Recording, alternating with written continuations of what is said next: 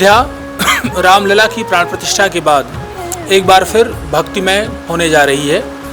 इस बार यहाँ पर 90 दिनों तक श्री लक्ष्मी नारायण चातुर्मास महायज्ञ होने जा रही है, जिसमें बिहार की धरती से हजारों संत महात्मा और गृहस्थ पहुँच रहे हैं।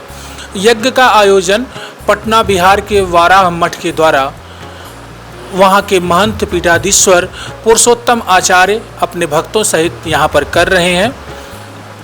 इस यज्ञ की सफलता, इस होने वाले अनुष्ठान और इसका समाज पर क्या प्रभाव पड़ेगा, इससे समाज को किस प्रकार के लाभ होंगे और क्यों यज्ञ का विषय उन्होंने यज्ञ के लिए अयोध्या धरती को ही चुना है, इस बारे में हम पुरुषोत्तम आचार्य जी से जुड़ेंगे और पूरी बातों को जानेंगे।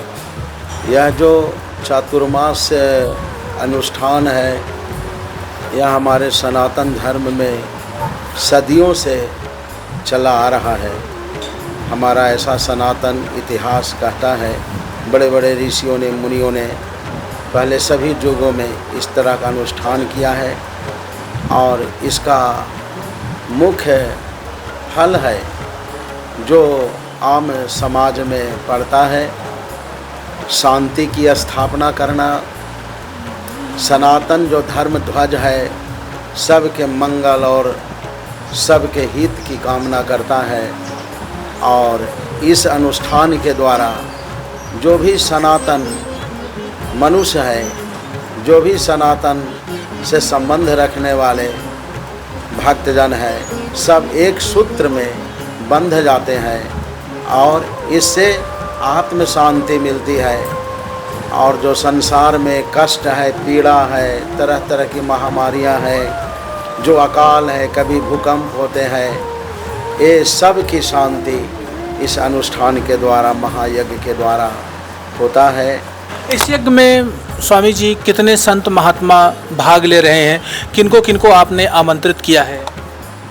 इसमें तो सैकड़ों संत महात्माओं का पदार्पण होगा समयानुसार और संत महात्माओं का दर्शन होगा। मैं कोई ऐसे फेमस संत को बुलाना नहीं चाहता हूँ, क्योंकि वो तो फेमस हो ही गए। उनका आने और जाने का जो तरीका है कुछ अलग ही होता है। इसलिए हमारे अयोध्या में जो भी संत महात्मा हैं, सरल स्वभाव के हैं।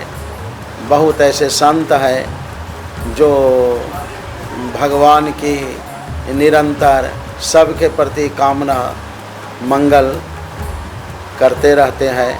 ऐसे संत महात्माओं का पदार्पण होगा और संतों का एक जमावड़ा होगा, एक सभा लगेगी जिसमें आम लोगों के लिए शांति का संदेश मिलेगा। यह यज्ञ आपकी 90 दिनों तक चलेगी।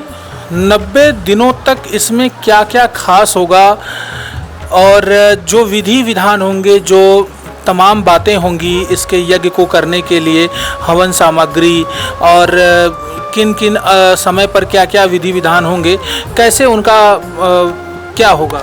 आज सनातन धर्म के अनुसार आज का जो दिवस है बहुत ही मंगलमय है, शुभ है।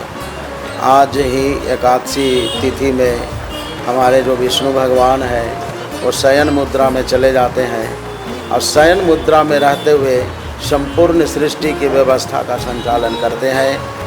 आज से जो कार्यक्रम चलेगा, सरजू स्नान, सरजू जी का जल का तर्पण और सरजू जी की रोज़ आरती और गुरु पूर्णमासी को गुरुदेव भगवान का पूजन महोत्सव होगा। उसके बाद श्रावण में भगवान का झूलन महोत्सव होगा। हजारों भक्तों की संख्या आएगी उस महोत्सव का दर्शन करने के लिए और जन्माष्टमी का महोत्सव मनाया जाएगा। और चातुर्मास में खास विषय है कि एक हरिवंश भगवान की कथा होती है 9 दिनों के लिए। संस्कृत भाषा में पाठ पारायण भी चलता है 9 दिनों तक। ऐसी मान्यता है कि तीर्थ पर अयोध्या धाम में अगर कोई हरिवंश भगवान की कथा सुन ले तो जिनकी आशा खत्म हो गई है संतान की, उनकी आशा राम जी पूरा कर देते हैं। ऐसे भक्तों की भी संख्या होगी जो हरिवंश की कथा सुनने के लिए अयोध्यापुरी में आएंगे और हमारे राम जी उनकी आशा को पूरा करेंगे। इसी तरह से नवरात्र का समय आएगा तो 9 दिनों तक अखंड कीर्तन महोत्सव चलेगा, जो दिन रात राम नाम की ध्वनि चलेगी 9 दिनों तक बिना विश्राम किए हुए। और 3 अक्टूबर को हमारी एक जलाहरण कलश यात्रा होगी, क्योंकि बिना कलश यात्रा के यज्ञ में प्रवेश नहीं होता है। और उसी जल से अनंत कोटि देवताओं का अभिषेक होगा, पूजन होगा। वो कार्यक्रम विशेष रूप में 5 दिनों तक चलेगा, जिसमें हम सारे साधु संतों को आमंत्रित करेंगे। साधु संतों का पदार्पण होगा और मंच से ऐसे ऐसे बहुत ही गंभीर संत हैं जिनके मुखारविंद से कुछ आशीर्वाद सुनने को मिलेगा। अच्छा जो विषय है उसको धारण करने का मौका मिलेगा। और 7 अक्टूबर को इस महायज्ञ की पूर्णाहुति होगी विधिवत भंडारे के साथ। दक्षिणा विदाई जो भी होता है सनातन धर्म में 7 अक्टूबर को सब संपन्न होगा। यज्ञ के बारे में संपूर्ण जानकारी देने के लिए मेरे साथ वाराह मठ के पीठाधीश्वर पुरुषोत्तम आचार्य जी जुड़े हुए थे, जिन्होंने यज्ञ का जो 90 दिनों का यहाँ पर प्रारूप है और जो कार्यक्रम यहाँ पर होने वाले हैं और अयोध्या में इस यज्ञ को क्यों उन्होंने चुना है, क्यों अयोध्या में यह यज्ञ हो रही है, उसके बारे में विस्तार से उन्होंने तिलक पत्रिका पर जानकारी साझा की। मैं देवेश पांडे, अयोध्या।